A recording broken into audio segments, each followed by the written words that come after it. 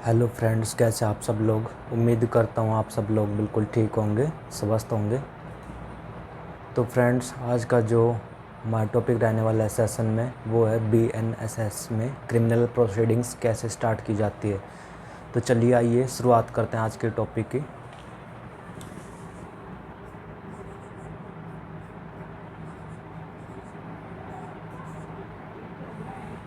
Friends, आप सब लोग जानते हैं जो अभी BNSS 2023 है, उससे पहले हम CRPC कहते थे, क्रिमिनल प्रोसीजर कोड। आपको पता है कि BNSS एक प्रोसीजरल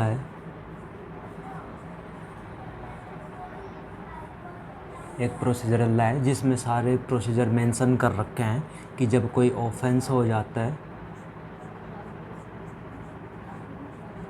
तो उसकी क्रिमिनल प्रोसीडिंग्स कैसे स्टार्ट होगी, क्या क्या प्रोसेस रहेगी उसके अंदर, ये सारा मेंशन होता है हमारे क्रिमिनल प्रोसीडिंग्स के अंदर।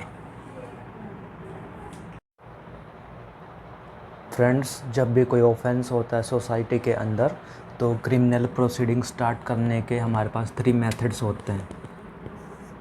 जब भी कोई ऑफेंस होता है सोसाइटी के अंदर तो हम 3 मेथड है जिससे क्रिमिनल प्रोसीडिंग स्टार्ट कर सकते हैं।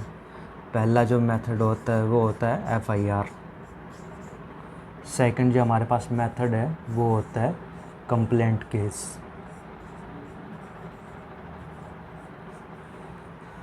और थर्ड मेथड की बात करें तो थर्ड मेथड होता है सुवो मोटो।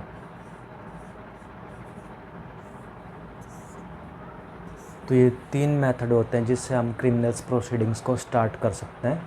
तो चलिए वन बाय वन एक एक मेथड को समझते हैं। फ्रेंड्स, पहले फर्स्ट मेथड देखते हैं। मान लो कोई ऑफेंस हुआ है सोसाइटी के अंदर। अब जब ऑफेंस होता है तो हम क्रिमिनल्स प्रोसीडिंग्स को स्टार्ट करते हैं।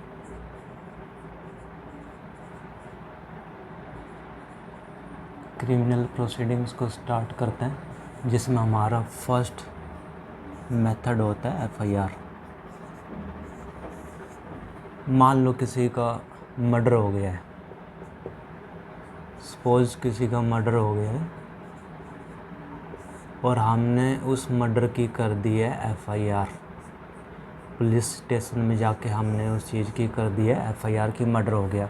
अब वहाँ पे क्या है, पुलिस ऑफिसर FIR के बाद कर देता है इन्वेस्टिगेशन स्टार्ट कर देता है। इन्वेस्टिगेशन स्टार्ट कर देता है तो इन्वेस्टिगेशन के अंदर बहुत सारी प्रोसेस होती है, जैसे स्टेटमेंट्स लेगा लोगों के साइट पर जाकर, स्पॉट पर जाकर जहाँ मर्डर हुआ है। सर्च एंड सीजर करेगा, अगर वहाँ पे वेपन मिल जाता है जिसे मर्डर हुआ है। इंक्वेस्ट रिपोर्ट वगैरह के लिए भेज देगा बॉडी को। फोरेंसिक करवाएगा, एक्सपर्ट्स को बुला के, और एक्सेट्रा। इसके अलावा भी बहुत सारी प्रोसेस होती है। तो ये सारी प्रोसेस इन्वेस्टिगेशन के दौरान होती है। अब हम FIR को 2 तरह से समझते हैं। मान लो कि किसी का मर्डर हो गया और उसकी FIR करवा दिया पुलिस स्टेशन में। अब पुलिस स्टेशन जाती है, FIR हो गई, उसके बाद पुलिस अपनी इन्वेस्टिगेशन स्टार्ट कर देती है। इन्वेस्टिगेशन के बाद जो भी पुलिस अपनी रिपोर्ट तैयार करेगा, ये पुलिस ऑफिसर जो भी पुलिस रिपोर्ट बनाएगा और उसको सबमिट कर देगा मजिस्ट्रेट साहब के पास। अगर मर्डर हुआ है तो उस पर बना देगा चार्जशीट कि यस मर्डर तो हुआ है, बट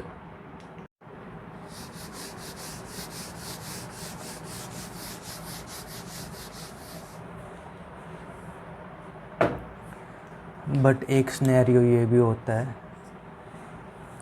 जैसे किसी ने रोड के दूसरी साइड से फ़ोन कर दिया पुलिस ऑफिसर के पास कि सर यहाँ तो मर्डर हो गया है और आप जल्दी से आ जाइए। अब पुलिस उस स्पॉट पर पहुँचती है जहाँ पर मर्डर हुआ है, बट वहाँ पे पुलिस जाकर इन्वेस्टिगेशन करती है, लोगों से पूछती है कि क्या मर्डर हो गया यहाँ पे, तो लोग बताते हैं कि नहीं साहब, यहाँ तो पुलिस ऑफिसर, यहाँ तो मूवी की शूटिंग चल रही थी। तो उस आदमी को मिसअंडरस्टैंडिंग हो गई थी कि यहाँ मर्डर हो गया है, बट ऐसा कुछ हुआ नहीं, तो यहाँ पे कोई केस नहीं बनता, नो केस। अब जब कोई केस नहीं बनता तो यहाँ पे पुलिस क्या लगा देगी फिर, क्लोजर रिपोर्ट। पुलिस यहाँ पे फिर लगा देती है क्लोजर रिपोर्ट। तो फ्रेंड्स, अब एक पूरी टाइमलाइन को देखते हैं हम कि एफआईआर प्रोसेस में क्रिमिनल प्रोसीडिंग्स की पूरी टाइमलाइन क्या होगी, चलो देखते हैं। सपोज मर्डर हो गया है किसी का, इस मर्डर की करवा दी है, एफआईआर करवा दी है, ठीक है। एफआईआर के बाद फिर आगे जो प्रोसेस होती है वो होती है हमारी इन्वेस्टिगेशन की। अब इसमें जब पुलिस रिपोर्ट लगाती है पुलिस, तो इसमें दो चीज़ बनती है। अगर मर्डर हुआ है तो वो इसमें लगा देगी, तो इसमें लगा देती है वो चार्जशीट पुलिस रिपोर्ट में।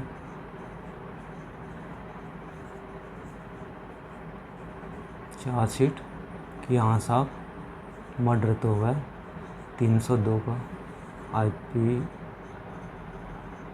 का सेक्शन लग जाएगा। अगर वो कहती है कि साहब कोई केस नहीं बनता, वो तो मूवी शूटिंग थी, नो केस, तो इस केस में फिर क्लोजर रिपोर्ट लगा देती है पुलिस।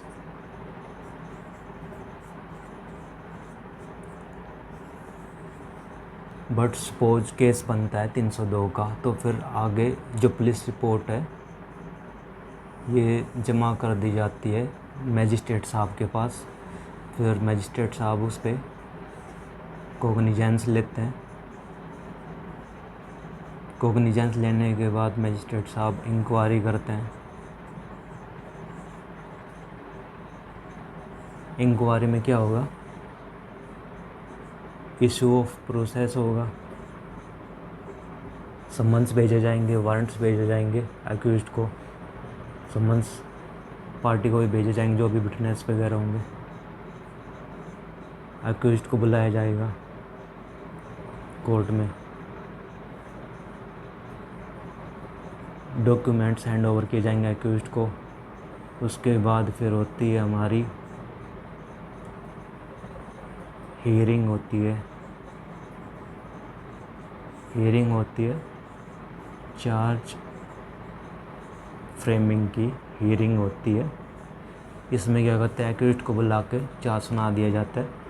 इसके बाद हमारा स्टार्ट होता है ट्रायल में क्या होता है, पहले बारी आती है प्रोसिक्यूशन एविडेंस स्टेज। इसमें प्रोसिक्यूशन ऑफिसर जो भी होता है वो गिल्टी प्रूव करता है एक्यूज्ड को। सपोज गिल्टी प्रूव कर दिया तो उसके बाद बारी आती है हमारे डिफेंस एविडेंस स्टेज।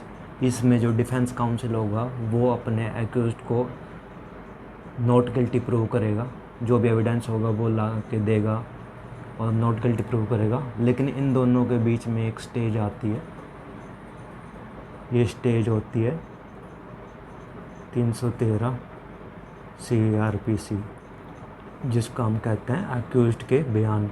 यहाँ पे क्या होता है, मैजिस्ट्रेट साहब बयान लेता है एक्यूज्ड के कि आप अपनी तरफ की भी एक स्टोरी बताइए। और इसके बाद जो होता है फिर ये होती है हमारी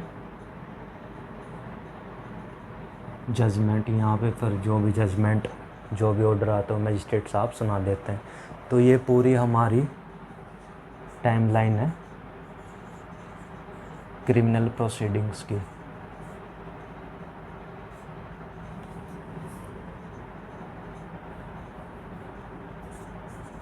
टाइमलाइन है पूरी क्रिमिनल प्रोसीडिंग्स की।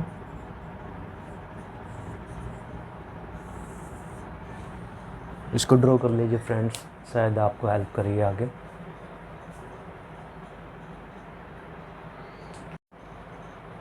हमारा जो सेकंड मेथड होता है क्रिमिनल प्रोसीडिंग स्टार्ट करने का, वो होता है कंप्लेंट केस। कंप्लेंट केस में क्या होता है कि हम पुलिस स्टेशन गए एफआईआर कराने के लिए, लेकिन हमारी एफआईआर रजिस्टर नहीं की गई। उसके बाद फिर हम कंप्लेंट डालते हैं मजिस्ट्रेट साहब के पास कि मर्डर हो गया है।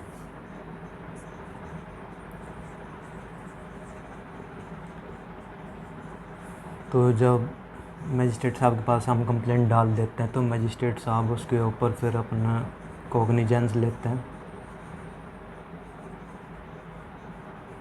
कॉग्निजेंस लेने के बाद में मजिस्ट्रेट साहब एग्जामिनेशन करते हैं। एग्जामिनेशंस करेंगे किसके? कंप्लेनेंट के और जो भी विटनेस होंगे।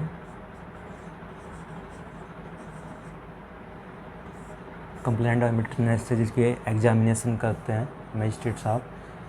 एग्जामिनेशन के बाद अगर मजिस्ट्रेट को साहब लगता है कि हाँ केस तो बनता है, तो उसके बाद में फिर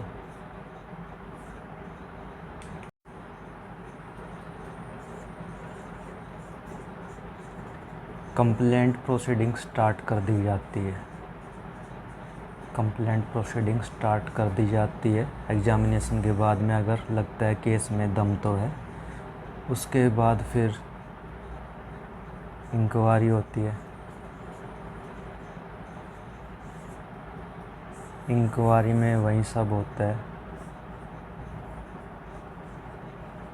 इशू ऑफ प्रोसेस, एक्यूज्ड को बुलाएंगे, डॉक्यूमेंट्स प्रोवाइड करवाएंगे एक्यूज्ड को। इंक्वायरी के बाद आ जाता है आपका चार्ज फ्रेमिंग की स्टेज। चार्ज फ्रेमिंग में हियरिंग रखेंगे, एक्यूज्ड को जो भी चार्ज बनता है पढ़ के सुना देंगे। इसके बाद आती है आपकी स्टेज ट्रायल की। ट्रायल में क्या होता है, 3 स्टेज होती है। पहली स्टेज होती है वो होती है प्रोसिक्यूशन एविडेंस स्टेज। इसमें प्रोसिक्यूशन ऑफिसर जो होता है वो गिल्टी प्रूव करता है एक्यूज्ड को। सपोज गिल्टी प्रूव कर दिया तो उसके बाद बारी आती है फिर हमारे डिफेंस एविडेंस स्टेज की। इसमें जो डिफेंस काउंसिल होता है वो एक्यूज्ड को नॉट गिल्टी प्रूव करता है, और इनके इन बिटवीन एक स्टेज होती है, ये होती है 313 CRPC। इसमें क्या होता है, मैजिस्ट्रेट साहब एक्यूज्ड को पर्सनली बुला के पूछते हैं कि एक्यूज्ड आप अपनी तरफ की भी एक पर्सनल स्टोरी सुना दीजिए। फिर ट्रायल के बाद बारी आती है हमारी जजमेंट की, जिसमें मैजिस्ट्रेट साहब ऑर्डर सुना देते हैं। अगर गिल्टी है तो पनिशमेंट, और नॉट गिल्टी है तो उसको छोड़ देते हैं। तो ये कंप्लेंट प्रोसीडिंग्स में हमारी पूरी टाइमलाइन है। इसको नोट कर लीजिए फ्रेंड एक बार।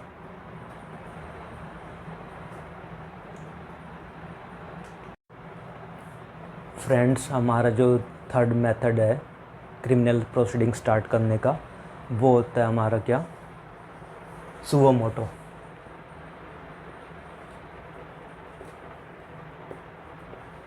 Suo motu. इसमें क्या होता है फ्रेंड्स,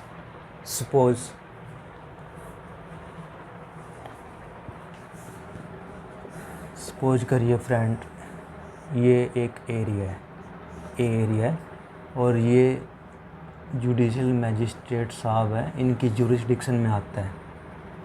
अब सपोज करो यहाँ पे एक्स नाम का एक पर्सन है और ये वाई नाम के पर्सन का क्या कर देता है, मर्डर कर देता है। और ये जो एक्स है ना, ये एक डॉन है। अब ये डॉन है तो सब पब्लिक डरती है इससे, किसी ने एफआईआर नहीं करवाई इसके अगेंस्ट में, कोई कंप्लेंट केस भी नहीं हुआ है इसके अगेंस्ट।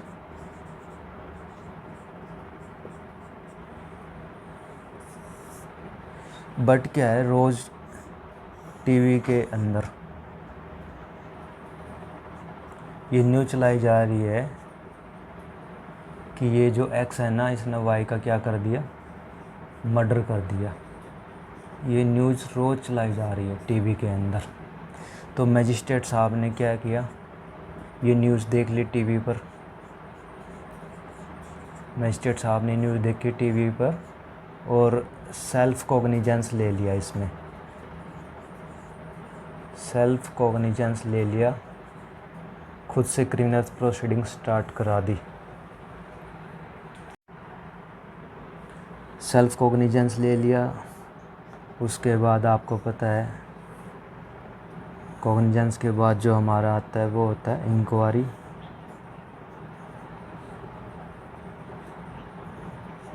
इंक्वायरी की स्टेज, इसमें सारे वही प्रोसीजर होंगे, इशू ऑफ प्रोसेस,